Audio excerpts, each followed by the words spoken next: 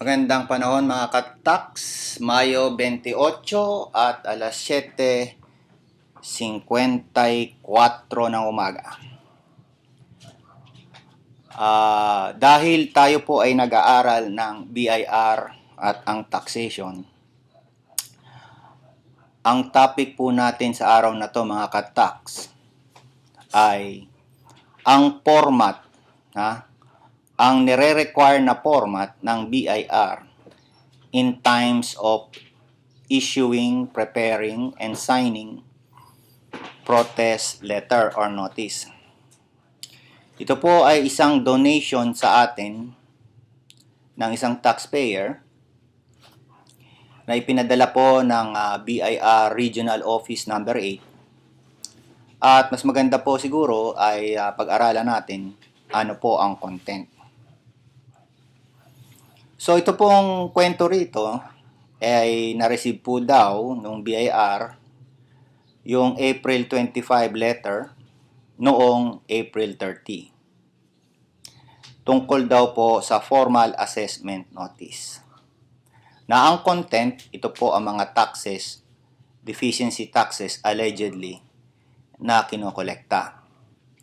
At binibigyan po daw ng opportunity, ayan po kung mapapansin niyo, ng opportunity ang taxpayer na ito na maghain ng valid protest. Ayan, hanggang May 30, 2012. Ibig pong sabihin mga ka-tax, pag naka-receive kayo ng ganitong letter at nag-submit na po kayo ng protest, for example, ito po yung protest nyo, April 25, hindi po siya valid. Kasi binibigyan pa kayo ng pagkakataon na mag-submit ng valid protest. Ayan po ang sinasabi. Hanggang May 30.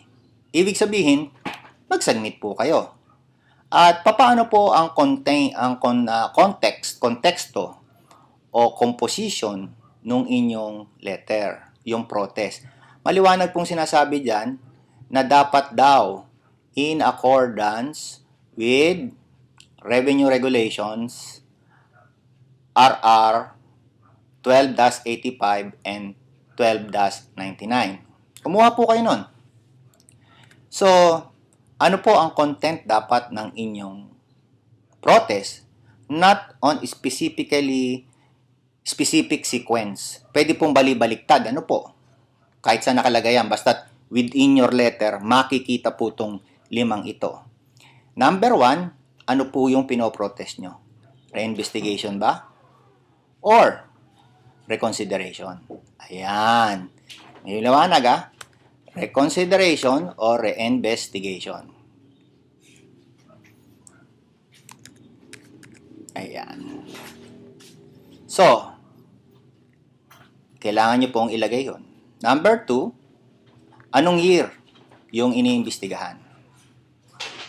For example, lalagay nyo, TY means taxable year 2008. Yan, ganun yun Itemized findings na nag-agree ka. O siyempre, halimbawa, I agree that the 50,000 shall be paid by me. Sasabihin mo yon. O kung hindi ka naman nag-agree, ayun naman, sasabihin mo, ano yung itemized item na hindi ka nag-agree? At sana malaman po ninyo, yung isa itemized statement. Okay, magkaiba po yung statement. For example, ng statement, I agree to pay 50,000 surcharges. Ayun. Ito naman po, itemized schedule. Ayan po yung pag-aaralan natin. Paano ba gumawa ng itemized schedule? Kaya ini-invite ko po kayo na umatin kayo ng tax consulting course. Ito po, para malaman nyo paano paggawa ng tamang protest. Okay, balik tayo rito. Itemized schedule. At pagkatapos ka raw mag-submit, hindi ka pa naman pala pinagsasubmit ng evidence. Ayan So, ang evidence mo, dapat mo raw isubmit to support your disagreement. Ayun. Within 60 days from the date na pinail mo yung protest.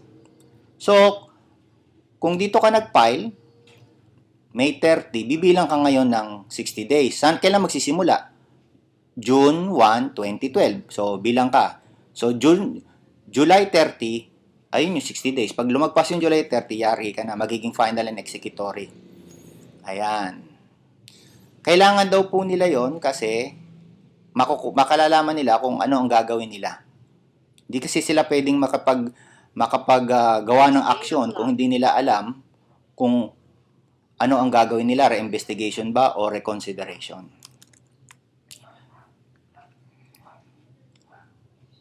At pagkatapos mga kataks, ito po mga legal term to. Tandaan niyo, yung preferential action, legal term yan. Ibig sabihin, very important ito. Wag po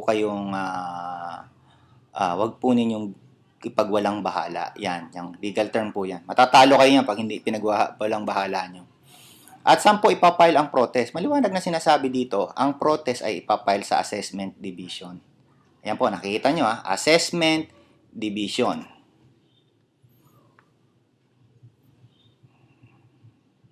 Pag hindi daw kayo gumawa, anong gagawin niya? Pag hindi daw kayo sumagot, legal remedies. Pwede kayong kasuhan ng tax evasion, pwede kayong kasuhan ng ipasarado ang business nyo. Ayan. Yan po yung pwedeng gawin nila. So, ito po yung tingin ko ay mga basic na dapat nyong malaman para makasagot po kayo sa BIR. Bilang kabayaran po, ako po yung humihingi ng kabayaran ngayon, pero hindi cash.